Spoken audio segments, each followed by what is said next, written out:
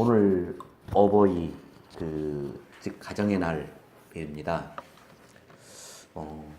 설교를 준비하면서 이 설교 준비하면서 어머니라고 하는 그 주제에 맞춰서 준비를 해봤거든요. 그런데 갑자기 하나의 사건이 떠오르더라고요. 저번에도 한번 얘기한 것 같은데, 저는 우리 어머니가 오셔서 그래도 익산에서 잘한다는 그 식당을 모셔왔거든요. 그 식당이 시래기국 굉장히 잘하는데요. 근데 어머니가 별로 안 좋아해요. 그래도 어머니 여기 유명한 집이니까 드셔요 하고서는 대접해 드렸단 말이죠. 그랬는데 그 일 이후에 어머니가 체하셨어요. 이 이유가 뭐냐? 어머니가 되게 싫어하는 거였던 거죠. 어찌 보면은요, 50평생 살면서 어머니가 좋아하는 것도 몰랐던 거죠. 그러면서 하나의 시, 여러분 그 주보 뒤 한번 보세요. 칼럼란에 그 시가 생각나더라고요. 그래서 그 시 한동안 하고 읽고 먹먹해지고 또 여러분들에게 그 시를 나누고자 한번 올렸습니다. 우리 같이 한번 천천히 읽어봤으면 참 좋겠습니다. 우리 같이 읽습니다. 참, 어머니는 그래도 되는 줄 알았습니다. 하루 종일 밭에서 죽어라 힘들게 일해도 어머니는 그래도 되는 줄 알았습니다. 찬밥 한 덩이로 부뚜막에 앉아 점심을 때워도 어머니는 그래도 되는 줄 알았습니다. 한겨울 냇물에서 맨손으로 빨래를 방망이질해도 어머니는 그래도 되는 줄 알았습니다. 나는 배부르다 생각 없다 하시며 식구들 다 먹이고 굶고 계셔도 어머니는 그래도 되는 줄 알았습니다. 발뒤꿈치 다 해져 이불이 소리를 내도 어머니는 그래도 되는 줄 알았습니다. 손톱이 깎을 수조차 없이 닳고 문드러져도 어머니는 그래도 되는 줄 알았습니다. 아버지가 화내고 자식들이 속썩여도 끄덕없는 어머니의 모습, 돌아가신 위할머니가 보고 싶으시다고, 그것이 그냥 넋두리인 줄만 알았던 나, 한밤중 자다 깨어 방구석에서 소리 없이 죽여 울던 어머니를 본 후론, 어머니는 그러면 안 되는 것이었습니다. 아마 이 시를 제가 2011년도에 처음 알았던 것 같습니다. 그리고 아마 그 어버이날 설교가 되어지면 거의 이 시 한 번씩은 낭독하고 주보에 기재도 해드렸고, 그래요. 우리에게 있어서 아버지란 존재는요, 중심이거든요. 있고 없고가 굉장히 크게 차지하더라고요. 그러나요, 우리에게 영향을 가장 깊이 끼치는 그분은 어머니 같습니다. 오늘 여러분과 제가 그 어머니 한 분을 만나게 될 거예요. 어머니의 그 사랑이라고 하는 것이 어떠한지에 대해서 우리 한번 생각해 보시면서 어머니가 자식을 위해서, 또한 어머니가 베푸는 그 사랑에 대해서 어떠한 모습이 되어졌는지 우리 한번 생각해 보았으면 참 좋겠습니다. 오늘 내용이 예수님께서 두로와 시돈이라고 하는 지방에 가십니다. 이곳은요, 유대 땅에서 벗어난 곳이에요. 가나안 지방에서 벗어난, 한마디로 이방의 땅입니다. 북쪽 이방의 땅이에요. 이곳에 갔는데, 이곳을 우리는 흔히 두로와 시돈이라고 하는 단어보다는 가나안 지방이란 단어로 많이 이야기하고 있죠. 두로와 시돈 하면 가장 대표적인 인물이 우리 성경에 아합 왕의 부인 이세벨입니다. 하나님을 섬기던 이스라엘 땅에 바알 또한 아세라를 섬기도록 국교로 지정했던 그 가장 악한 여왕이 아니고 아합 왕의 부인. 그래서 하나님의 저주를 받았던 이 이세벨이 태어나고 자랐던 땅, 이 땅에 예수님이 가셨어요. 그런데 그곳에 귀신 들린 딸을 둔 어머니가 있었습니다. 흉악한 귀신이라고 이야기합니다. 이 어머니는 예수님 앞에 당연히 나오겠죠. 예수님은 죽은 자를 살리고 병든 자를 고치는 메시아로 많은 사람들에게 회자되어지고 있었을 때였습니다. 와서 기도합니다. 예수님께 부르짖습니다. 다윗의 자손 예수여 나를 불쌍히 여기소서. 그는요 올바른 기도를 하게 되어지죠. 그럼에도 불구하고 주위에 있는 사람들이 가나안 이방 여자, 저주받은 여자라 돌려보내라 말씀하십니다. 예수님 또한 동일하게 말씀하셔요. 나는 이스라엘 집에 잃어버린 양에게 왔지 너같이 이방인 여자에게 온 사람이 아니다. 고쳐줄 수 없다라고 이런지하에 거절합니다. 이 말을 들은 이 어머니의 답변은 그렇습니다. 그래도 고쳐달라 부르짖습니다. 그럴 때 예수님께서 말씀하시죠. 내 떡은 개들에게 줄 수 없다라고 이야기합니다. 한마디로 그 어머니를 향하여 너는 개야. 내가 개까지 치료할 수 없어 라고 한마디로 심하게 대합니다. 이쯤 되어지면 포기하겠죠? 그런데 어머니는 어떻게 합니까? 맞습니다. 그러나 개는 주인의 상에서 떨어지는 부스러기를 먹고 삽니다. 그 부스러기라도 나에게 주십시오. 라고 하는 그 간절함으로 예수님께 매달립니다. 예수님은 이 여인을 칭찬하시죠. 내 믿음이 크다. 그 칭찬 이후로 이 여인의 딸은 치유받게 되어집니다. 오늘 여러분과 제가 생각할 것은요, 두 가지예요. 이 여인의 사랑이요. 그 사랑이 어떤 사랑인가? 그리고 이 여인이 그 사랑을 끊임없이 갈구할 수 있었던 그 밑에 힘이 무엇인가라고 하는 것. 그래서 어떠한 결과를 유출해냈는지 여기에 대해서 한번 생각해 보려 합니다. 여러분, 우리에게 있어서 가장 힘든 것이요, 모멸감을 받을 때예요. 모멸감. 다른 사람이 나를 비난할 때 가장 힘들다고 이야기합니다. 어제 SNS에 글 하나 올라왔는데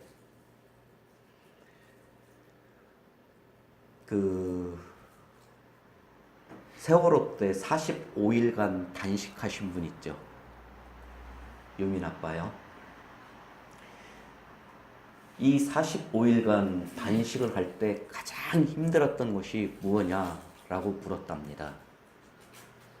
우리나라 병원에서는요, 단식을 한 그 매뉴얼이 10일치까지밖에 없었대요. 즉 10일 넘어서까지 단식한 사람은 없었다라고 하는 거죠. 그런데 45일을 한 거예요. 가장 힘들게 이분이 버텼거든요. 저도 금식할 때 보면 가장 힘든 게 뭐냐면 배고픈 거거든요. 그런데 이분은 배고픈 게 아니었다라고 이야기를 해요. 나에 대한 비방이 가장 힘들었다라고 이야기를 해요. 45일 동안 이 유민 아빠에게 쏟아지는 수많은 비난들이요. 심지어 단식하고 있는데 그 앞에 와서 일간 베스트 회원들이 와서 어떤 행동들 한지 아시죠? 피자 통닭 시켜 먹으면서 폭식 투쟁을 했죠. 인간 이하의 저질스러운 행동들을 할 정도로 참으로 힘들게 했습니다. 비난이 힘들어요. 요새 지금 굉장히 뉴스거리 하나가 있죠. 자유한국당 원내 총무께서 단식 3일 하셨습니다. 수많은 댓글들이 비난과 조롱이죠. 그랬더니 그거에 대해서 뭐라고 이야기했을까요? 반발이 엄청났죠. 사람은요, 나를 비난하고 비하하고 나를 저주하는 거 참지 못합니다.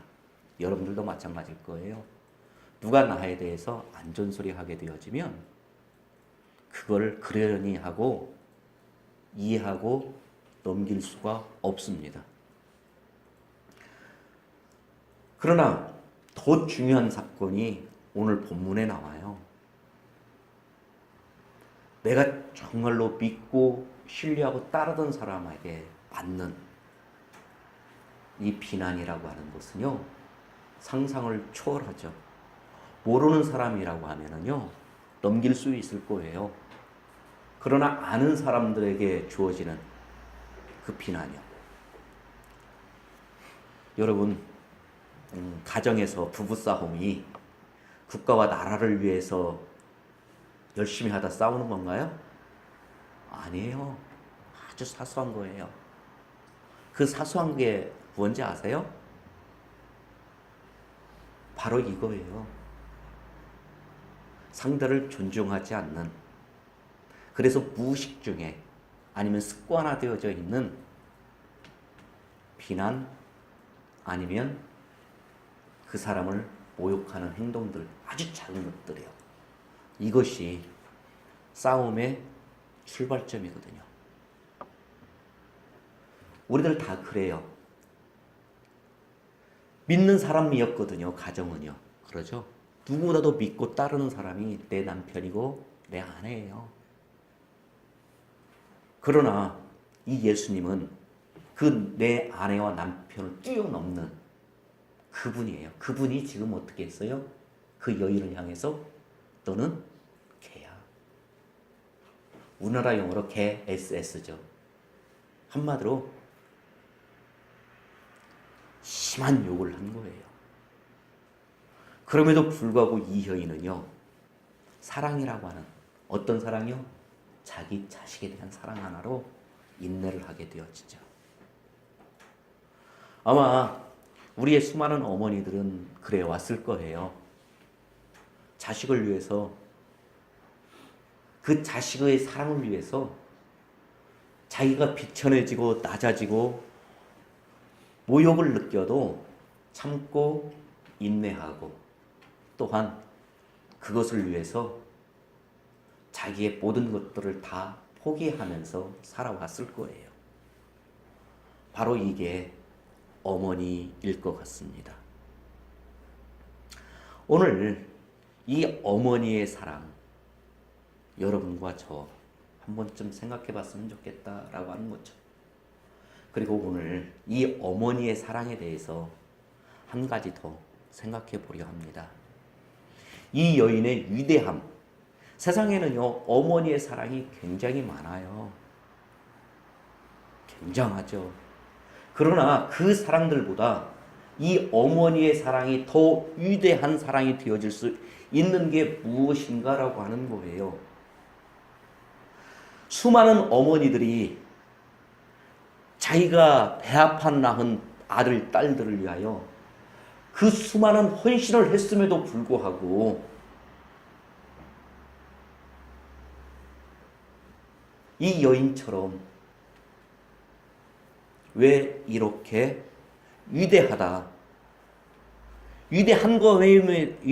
것임에도 불구하고 이 위대한 사랑이 전하여지지 못하고 기록되지 못하고 숨겨지고 있을까라고 하는 거예요.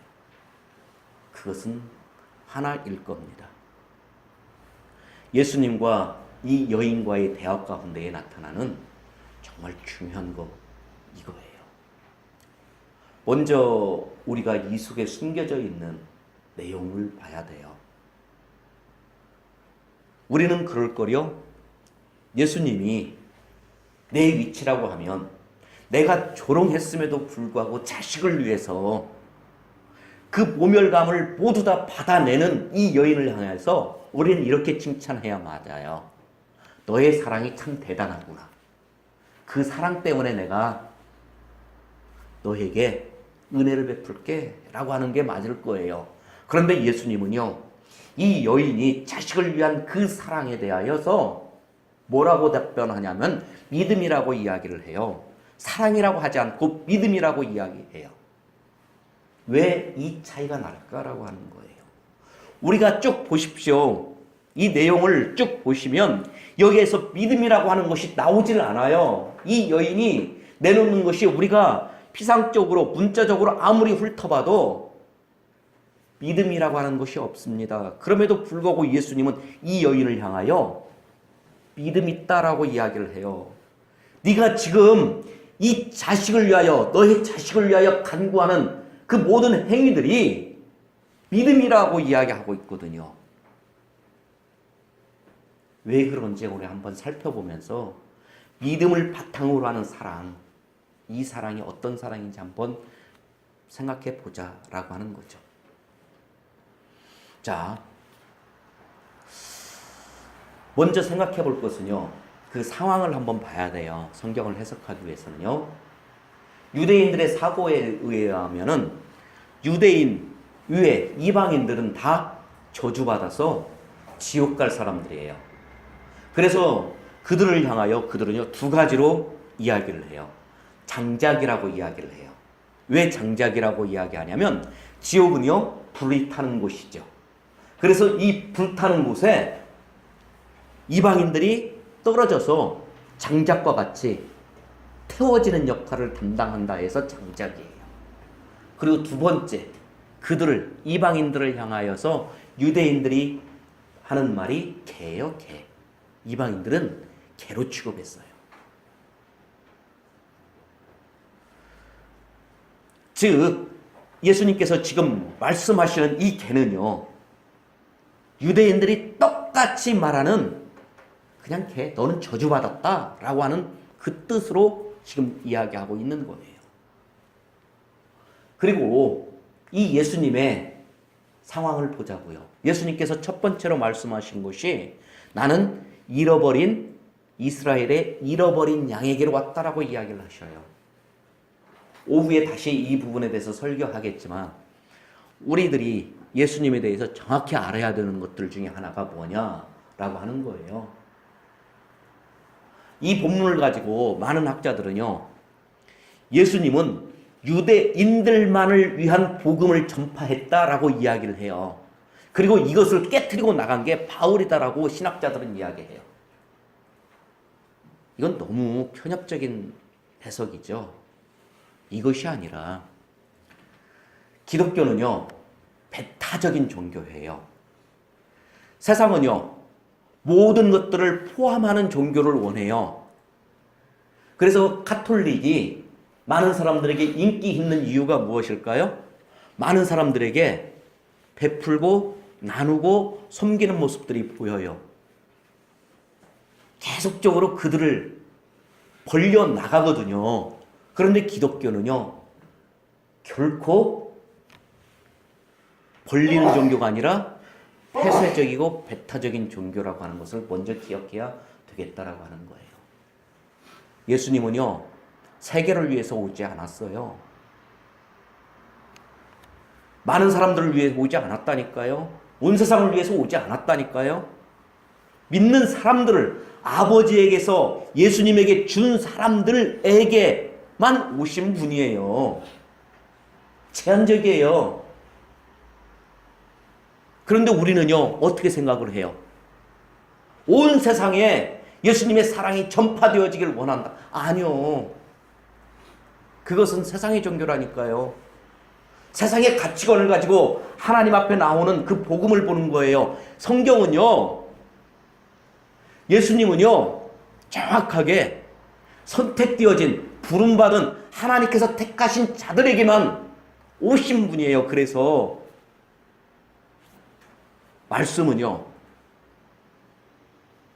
그 사람들에게만 들려지는 거예요. 그리고 그 예수님은요, 아무나 믿어지는 것이 아니라 하나님이 택해서 믿음 준 사람들이 그 예수님을 믿어내는 거예요. 내 의지가 아니라니까요. 여러분이 예수님 믿는 거요, 여러분의 의지로 믿는 거 아니에요. 여러분들 속에 하나님께서 창세전부터 예정해서 무엇을 넣어주셨어요? 믿음을 넣어주셨어요. 그래서 그 믿음이 자꾸 뭘 하게 되어져요? 예수님을 믿게 만들어내는 거예요. 환경이 어떻든, 분위기가 어떻든, 내 삶에 처한 것이 어떻든 간에 예수님을 자꾸 바라다 보면서 그 예수님 앞에 나가도록 만들어내요. 뭐가요? 여러분들이 받았던 믿음이요.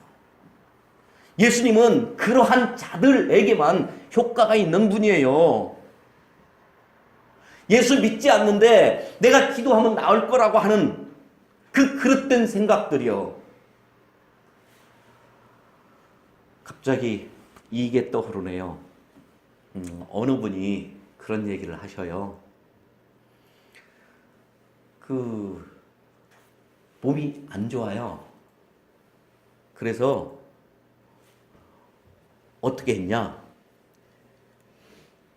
할 수 있는 그 최선의 것들을 다 했대요. 그 최선의 것이 뭐냐면, 유명하다는 목사님들한테 가서 전부 다 뭐 했어요? 안수기도 받는 거예요.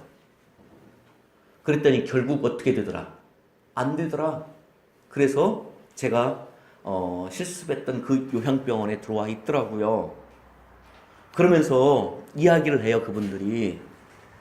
이분이 아픈 것은 능력 있는 목사님을 못 만나서 아프대요.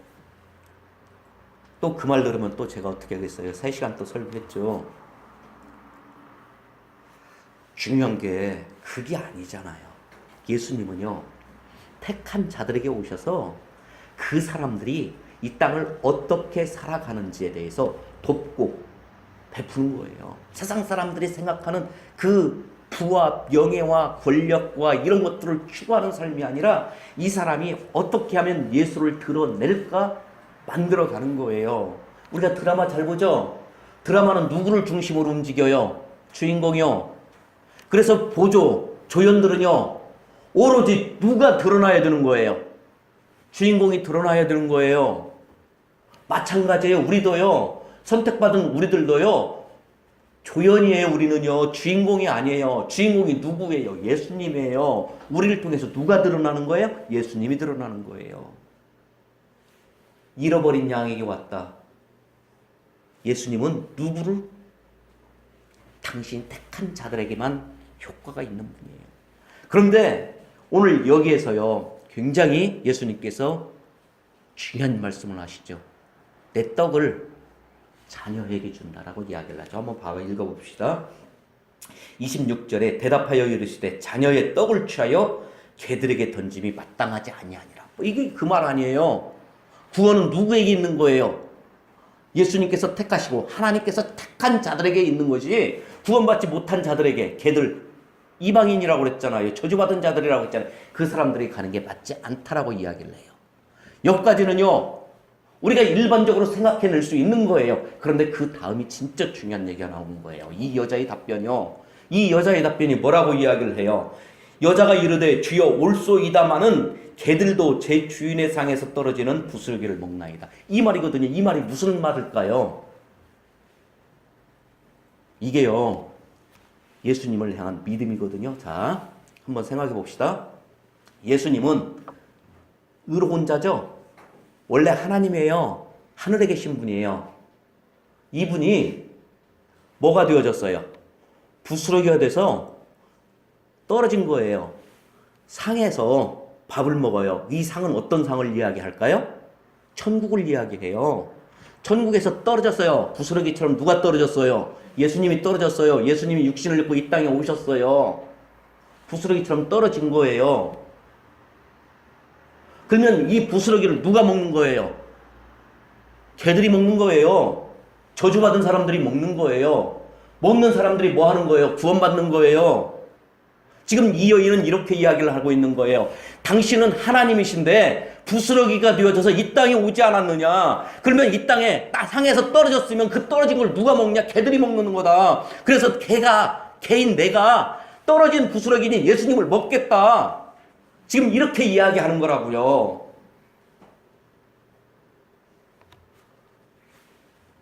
이게 바로 이 여인이 예수님에게 고백해내는 믿음의 모습들이거든요. 여러분들도 예수님이 오기 전에는요, 이 여인과 같이 뭐예요? 개요. 그런데요, 하늘에서 떨어진 이 부스러기이신 예수님이 우리 앞에 떨어지자마자 우리가 그걸 어떻게 한 거예요? 먹은 거예요. 이게 구원인 거예요. 지금 이 여인은 이야기하는 거예요. 하늘에 있던 떡이 부스러기가 되어 이 땅으로 떨어져서 이 수많은 개들이 그 부스러기를 주워 먹고 구원받는 살아가는 것처럼 우리를 위에서 오신 분이 누구다? 당신이다. 바로 예수 당신이 이 땅에 부스러기가 되어 수많은 개들을 먹이고 구원해낼 것이다라고 지금 고백한 거예요. 이게 이 여인의 믿음인 거예요.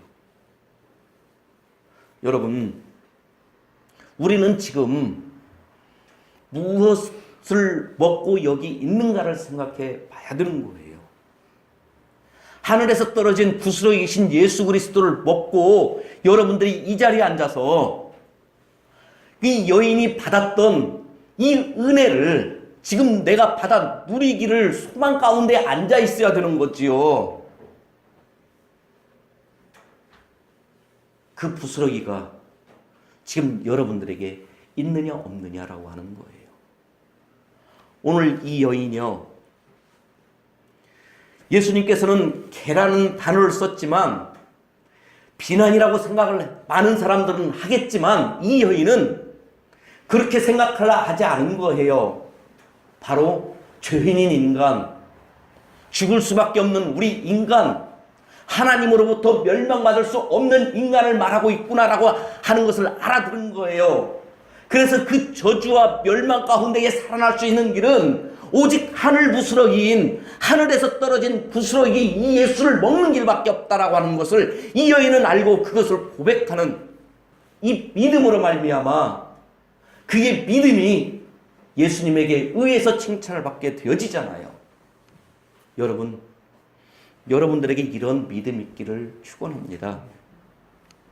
그리고요, 바로